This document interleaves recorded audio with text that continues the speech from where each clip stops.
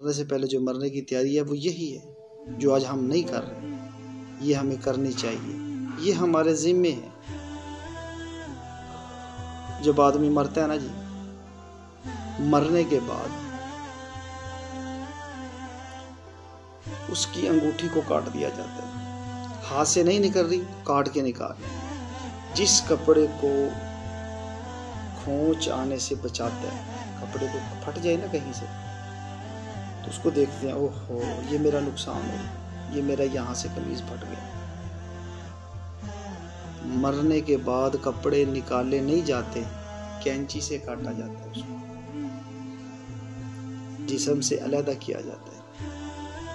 जो कपड़ा बाजार गया, अपनी पसंद से लिया, उसको निकाला, चेक किया, पसंद आया, अब लेने के बाद उसको चेक करने के बाद वो दर्जी पे गया, फिर उसको बताया मेरे सूट को ऐसे ऐसे सिलाई करनी, ये डिज़ाइन बनाना, ये बनाना। जैसी रूह निकली, अब वो सब ख़त्म हो गया, उसको कैंची से काटा जा, कट गया वो कैंची से।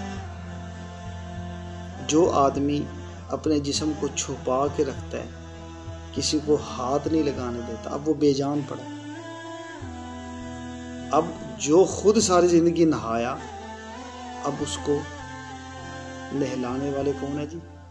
वो जिसे कहते हैं जी मुर्दे को नहलाने वाले को बुलाओ, वो नहला रहा है उसे। मेरे और आपके साथ होना है, हमें ऐसे ही नहलाया जाना है, ऐसे ही कपड़े काटे जाने हैं,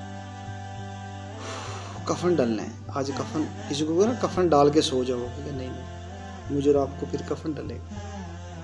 कफन डलने के बाद हमारी चारपाई को उठा के कब्रिस्तान में ले जाया जाए। कफन, कब्र, दफन वो गया। इलामा इकबाल ने क्या शेर फरमाया था?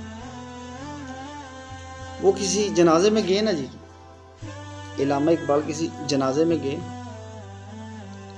तो इलामा इकबाल शायर थे, मंजर माहौल देखते और उनके जहन में शेर आ जाते।